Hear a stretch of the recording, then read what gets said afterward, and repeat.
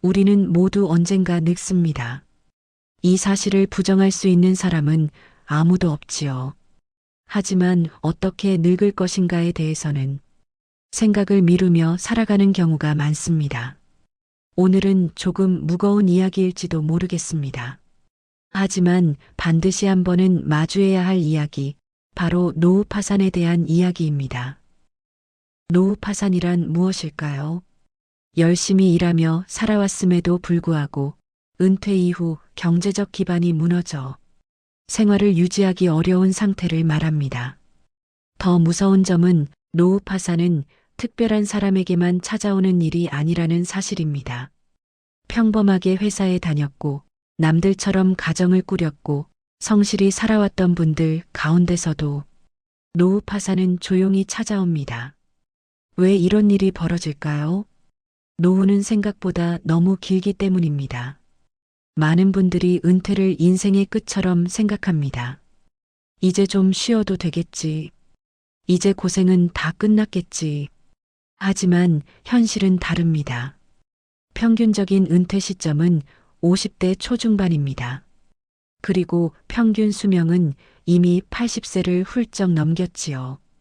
즉, 은퇴 이후의 시간이 현역 시절 못지않게 길다는 뜻입니다. 이 긴 시간을 아무런 준비 없이 버텨야 한다면 그 부담은 고스란히 개인의 몫이 됩니다. 연금만으로는 충분하지 않은 경우가 많고 의료비는 해마다 늘어나며 예상치 못한 지출은 항상 가장 힘든 순간에 찾아옵니다. 이때 많은 분들이 이렇게 말씀하십니다. 그래도 집 하나는 있으니 괜찮겠지요. 하지만 집은 살고 있는 동안에는 돈이 아닙니다. 오히려 유지비와 세금이 드는 또 하나의 부담이 되기도 하지요. 노후 파산의 진짜 원인은 돈이 아닐지도 모릅니다. 노후에 무너지는 분들을 보면 단순히 돈이 부족해서만은 아닙니다. 더 근본적인 원인은 삶의 구조가 무너졌기 때문입니다. 아침에 일어날 이유가 없고 어딘가로 향할 곳이 없으며 누군가 나를 필요로 하지 않는다고 느끼는 순간 사람은 생각보다 빠르게 무너집니다. 돈은 그 다음 문제이지요. 그래서 오늘 말씀드리고 싶은 노후 파산을 막는 가장 확실한 노후 준비는 단순히 자산을 늘리는 것이 아닙니다.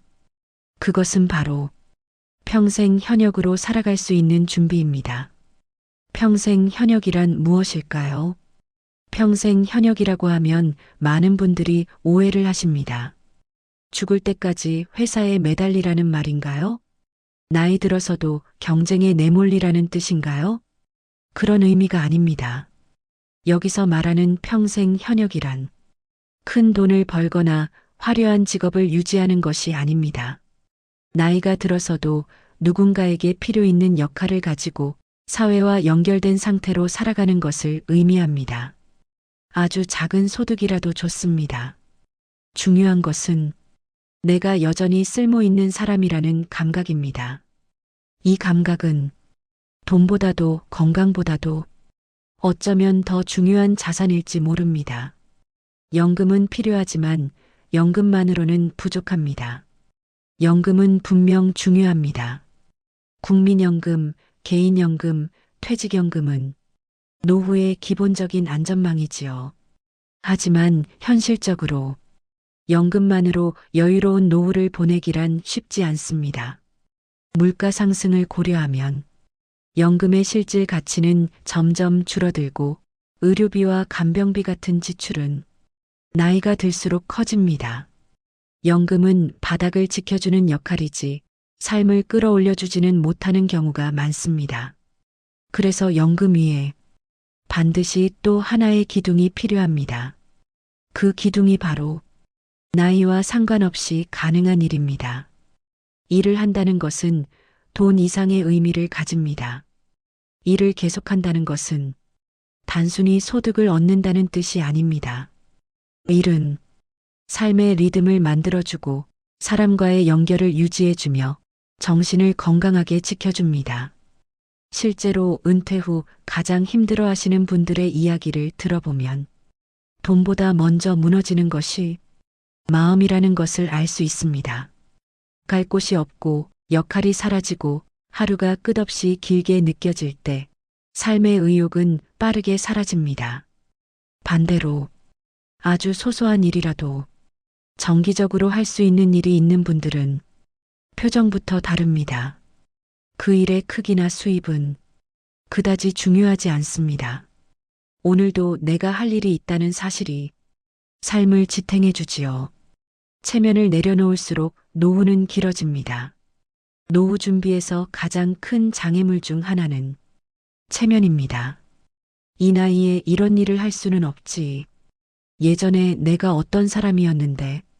하지만 노후는 과거의 직함으로 살아갈 수 있는 시간이 아닙니다. 오히려 젊은 사람들이 하지 않으려는 일, 꾸준함이 필요한 일, 사람의 손길이 필요한 일들이 노후에는 더 오래 갈 수 있는 일입니다. 돌봄, 관리, 상담, 교육, 지역사회 서비스 등 이런 일들은 경험이 쌓일수록 가치가 높아집니다. 체면을 조금 내려놓을 수 있다면 일할 수 있는 시간은 생각보다 훨씬 길어집니다. 지금의 경험은 사라지지 않습니다. 많은 분들이 이제 와서 뭘 할 수 있겠습니까? 라고 말씀하십니다. 하지만 지금까지 살아오며 쌓아온 경험은 결코 사라지지 않습니다.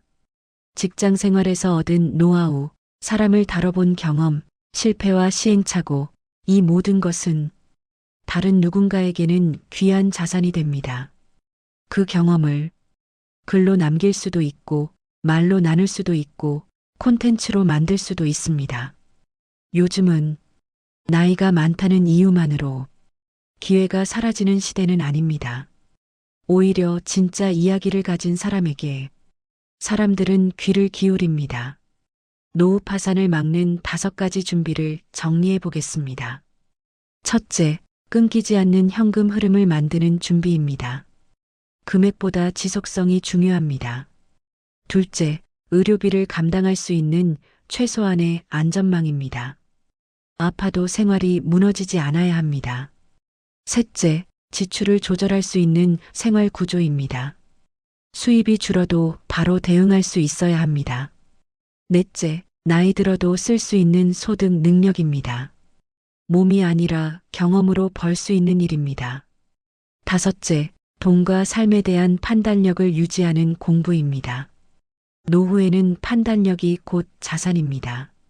노후는 어느 날 갑자기 찾아오지 않습니다. 오늘의 선택이 조금씩 쌓여서 만들어지는 시간입니다. 노후 파산을 막는 가장 확실한 방법은 완벽한 계획을 세우는 것이 아니라 무너지지 않는 삶의 구조를 만드는 것입니다. 돈이 조금 부족해도 할 일이 있고 사람과 연결되어 있고 스스로를 쓸모 있는 존재로 느낄 수 있다면 노후는 생각보다 견딜 만한 시간이 됩니다. 지금 이 순간부터 조금씩 준비해도 늦지 않습니다. 늙는 것을 두려워하기보다 어떻게 늙을지를 준비하는 것이 진짜 노후 준비일지도 모르겠습니다. 지금 이 글을 듣고 계신 여러분의 남은 인생이 조금 더 단단하고 조금 더 따뜻해지기를 바라봅니다.